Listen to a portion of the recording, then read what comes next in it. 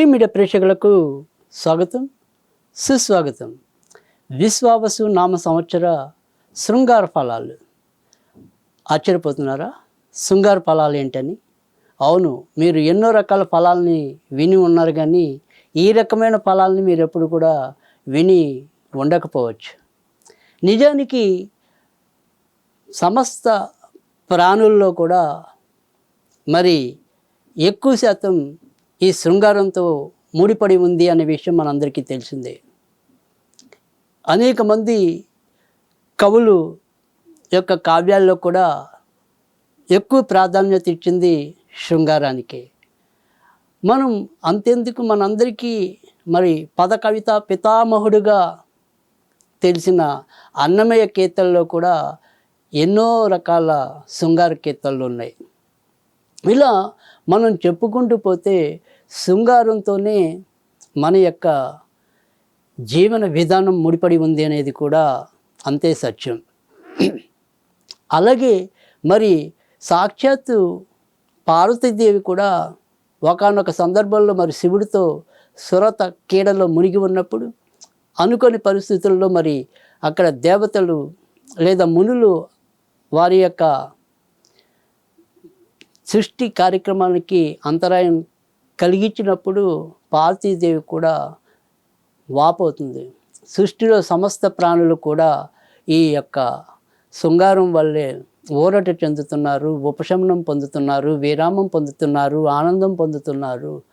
అలాంటిది నా యొక్క మధుర క్షణాలని వాళ్ళు అంతరాయం కలిగించారు అని చెప్పి కూడా బాధపడుతుంది. అంటే శృంగారానికి ఉన్న పెద్ద పీట ఏంటి అనేది మనందరికీ కూడా ఆ రకంగా తెలిసిందే. అందుకే కామి కాక మోక్ష కామి కాడు అన్నారు. మరి ఆ శృంగారం గురించి ఇవాళ మరి ఎందుకు ఈ యాంత్రిక జీవితంలో శృంగారం ఏమైపోతుంది? జాతకాలకి శృంగారానికి ఉన్న సంబంధం ఏమిటి? వాటిని సమన్వయపరుస్తూ మీ ముందు ఉంచుతున్న ఒక కొత్త ప్రయోగమే ఈ విశ్వావసు నామ సంవత్సర శృంగార ఫలాలు. వృషభరాశి అంటేనే అసలు వీళ్ళకి ఎంతో కొంత మరి దీని పట్ల కోరిక ఎక్కువగానే ఉంటుంది. సాధారణంగా ఇది వృషభరాశి అంటేనే మరి శుక్రుడికి సంబంధించింది. మరి లలిత కళలకే కాకుండా శృంగార కళలకి కూడా ఆద్యుడు మరి శుక్రాచార్యుడే కనుక మరి శుక్రుడు కనుక తలుచుకుంటే ఇటు మగాళ్ళకి అటు ఆడవాళ్ళకి కూడా ఎంతో కొంత మరి ఆ ఈచ్ఛలో పరమోక్ష పొందడానికి అవకాశం ఉంటుంది. అందులో ముఖ్యంగా అక్కడ ఎలాగైతే మరి అంతకు ముందు రాశిలో కుజ శుక్రుల యొక్క కలయిక ఎలా ఉంటుందో భరణి నక్షత్రానికి, ఇక్కడ మొగశిర నక్షత్రం కుజుడితో అయితే ఈ వృషభ రాశి అనేది మరి శుక్రుడికి సంబంధించింది. కనుక మనకి ఇక్కడ కృత్తిక రోహిణితో పోలిస్తే ఏదైనప్పటికీ కూడా ఇక్కడ కొద్దిగా మృగశిర నక్షత్రం వారికి ఇంకొద్దిగా ఎక్కువ. తర్వాత మరి రోహిణి నక్షత్రం అనేది సాక్షాత్ శ్రీకృష్ణుడి నక్షత్రం కనుక వారు కూడా ఎంతో కొంత ఈ శృంగార ప్రియత్వాన్ని కలిగి ఉంటారంటల్లో కూడా సందేహం లేదు. సరే, మరి ఏ రోజుకి ఆ రోజు మనం జనరల్ అనేది కాదు. ఇప్పుడు అసలు ఈ ఏడాది విశ్వావసు సరే వీళ్ళు ఏదైనా సరే ఊ అన్నారా, కాయ అన్నారా, పండు అన్నారా, అలాంటివి ఓసారి మనం తెలుసుకునే ప్రయత్నం చేద్దాం. మరి ఈ సంవత్సరం మరి వీళ్ళకి సరసం ఎలా ఉంది, వీర్షం ఎలా ఉంది అనేది ఓసారి చూసినట్టయితే అబ్బా సరసం అయితే అదిరిందండి. 13 ఏమో సరసం ఉంది, వీర్షమేమో 7 ఉంది. ఎందుకంటే మరి వివిధ గ్రహాలన్నీ కూడా ప్రస్తుతం మరి లాభంలో సంచారం చేయటం, ఆ తర్వాత మరి వీరికి కొన్నాళ్ళు వ్యయంలో ఉన్నప్పటికీ కూడా మరి శుక్రుడు కొంతవరకు ఓక్షలోనే ఇంకా కొన్నాళ్ళు ఉండటం, తర్వాత కూడా మళ్ళీ మరి కుజుడి యొక్క స్థావరంలోకి మేషరాశిలోకి రావటం, ఇలా రకరకాల కారణాల వల్ల ఈ వృషభ రాశి వాళ్ళు ఇటు బయట బాధ్యతలతో పాటుగా ఎంతో కొంత ఇలాంటి బాధ్యతలలో కూడా కొంత వీరి యొక్క ధర్మాన్ని సక్రమంగానే నిర్వహిస్తారంటల్లో ఆక్షేపణ లేదు.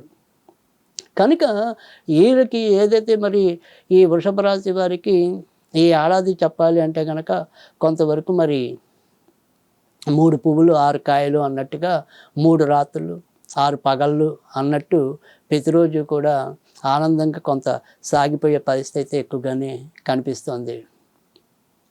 తర్వాత రెండోది వచ్చేప్పటికి ఏంటంటే వీళ్ళకి మరి ఆపోజిట్ రాశి అయిన ఈ తులారాశి అనేది ఏదైతే ఉందో వాళ్ళకి కూడా మరి ఇంచుమించు ఏడాది ఎక్కువగానే ఉంది కనుక వారికి అంటే ఇటు భార్యాభర్తలు ఇద్దరికీ కూడా పరస్పరం కొంతవరకు ఈ శృంగార బాట ఎక్కువగానే పట్టే పరిస్థితి అయితే కనిపిస్తుంది.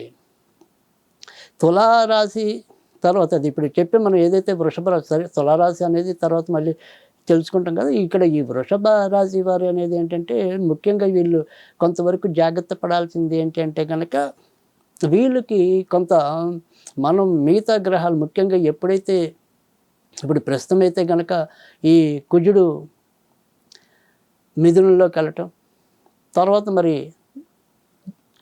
కర్కాటకమైన దాంట్లో నీచంలోకి రావటం, కనుక వీళ్ళు కనుక మనం ఏదైనా సరే భార్యాభర్తలు కనుక ఒక్కోసారి సహకరించుకోలేకపోతే ఒక్కోసారి కొంత పెడతో పట్టడానికి కూడా ఈ రాశి వారికి ఆస్కారం ఉంటుంది.